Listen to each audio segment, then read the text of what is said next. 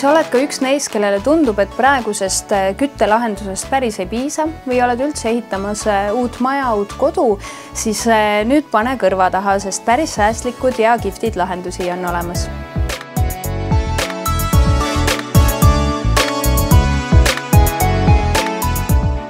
Täna oleme meie külas, meie suvikodu, kus me oleme paigaldanud kütte- ja jahutuslahenduse. Mõnedele juba tuttavaks saanud õhksoojuspumpa, kus on 3 siseosa.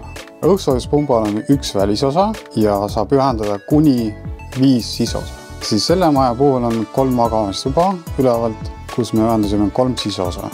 Kõik õhksoojuspunbad ja multisplitid suudavad nii kütta kui ka jahutada. Multisplit lahendus on pigem mõeldud jahutamiseks, kuigi saab kütta -20 kraadini.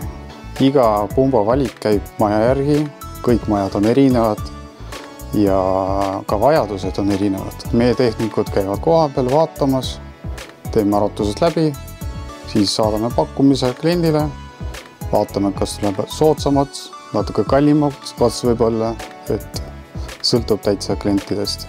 Vivax on uus bränd Eestis, et hetkel ei ole väga tuntud, kuigi Euroopas on hästi levinud juba viimased 20 aastat.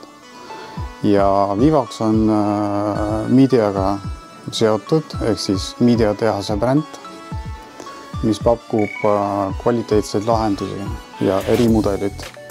Et meil on olemas disainmudelid, meil on olemas lihtsamad mudelid, kallimad mudelid. Multisplittidega lahendus on ikkagi, see on pigem tugi, kui on põhikütte, ehk siis suurte miinuskraadidega juures tuleb kasutada kas põhikütet või ahjuga kaasa aidata.